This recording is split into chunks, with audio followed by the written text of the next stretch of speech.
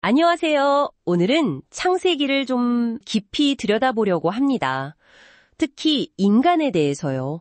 우리가 흔히 아는 첫사람, 아담 이야기에 사실은 더 깊은 의미가 숨어 있다고 하는데요. 관련 자료를 바탕으로 한번 파헤쳐 보겠습니다. 네, 안녕하세요. 이 자료들을 보면 뭐랄까 우리가 그냥 넘겼던 부분들에 대한 새로운 시각이 많더라고요. 그렇죠. 자, 그래서 이번 탐구를 통해서 아담 이름의 진짜 뜻, 또 초기 인류의 삶이나 노동은 어땠는지, 그리고 남자와 여자의 창조, 가정의 의미까지 좀 흥미로운 지점들을 짚어보겠습니다. 좋습니다. 먼저 아담 하면 그냥 최초의 남자 이름 딱 이렇게만 떠오르잖아요. 네, 대부분 그렇죠. 그런데 이 자료에서는 그게 다가 아니라고 말합니다. 사실 아담이라는 말이 고유명사로 쓰이기 전에요.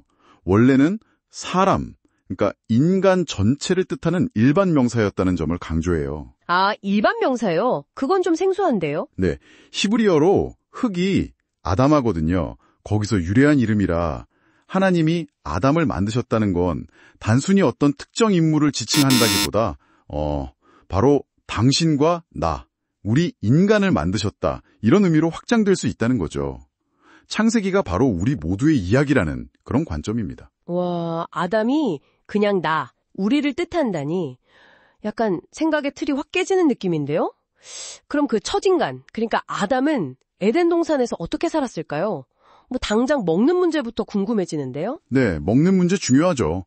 성경을 보면 하나님이 씨 맺는 채소랑 열매 맺는 나무를 주셨다고 나오잖아요. 네, 창세기 1장 29절에요. 맞습니다. 근데 중요한 건 이 자료의 해석에 따르면 이게 뭐 농사 짓고 힘들게 일해서 얻는 게 아니라 그냥 자연이 풍성하게 다 제공했다는 거예요.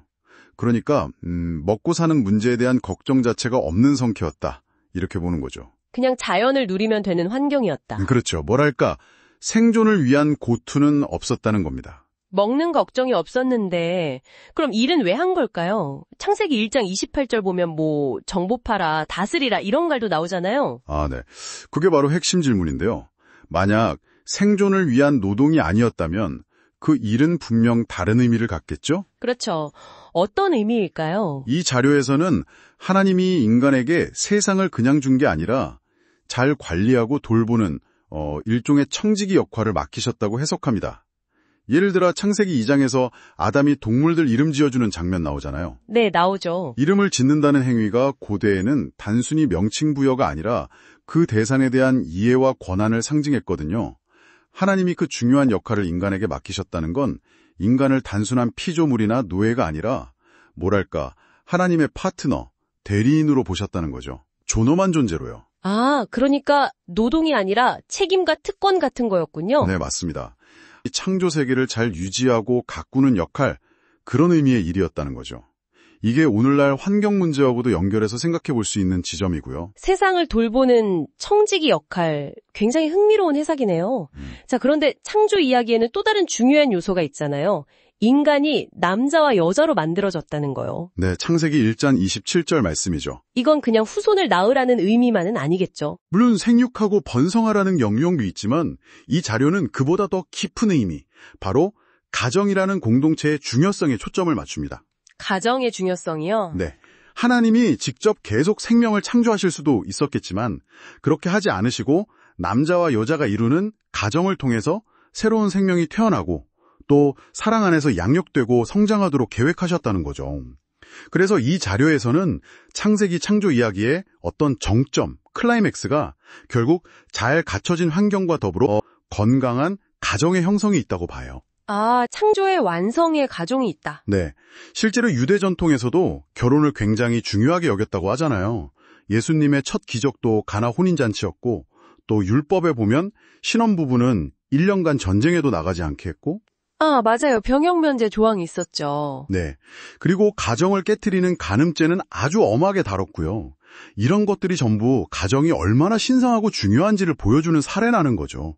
심지어 가정에 충실한 것이 곧 하나님을 잘 섬기는 길이다. 이런 해석까지 나아갑니다. 와, 오늘 정말 창세기에 대한 어떤 고정관념을 깨는 이야기들을 많이 들었네요. 아담이 특정 인물이 아니라 바로 우리 자신일 수 있다는 것부터 초기의 일이라는 게 생존투쟁이 아니라 세상을 돌보는 청지기 역할이었다는 해석, 그리고 창조 이야기의 핵심에 가정에 자리하고 있다는 관점까지. 정말 새롭고 깊게 생각해볼 내용들이 많은 것 같습니다. 그렇죠. 그래서 마지막으로 이런 질문을 한번 던져보고 싶어요.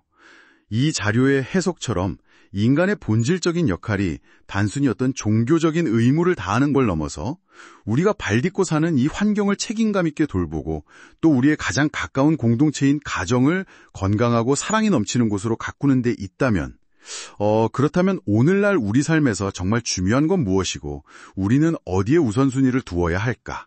이런 질문을 한번 스스로에게 던져보면 어떨까 싶습니다. 네, 정말 곱씹어볼 만한 질문인 것 같습니다. 오늘 탐구는 여기서 마무리하겠습니다. 감사합니다. 감사합니다.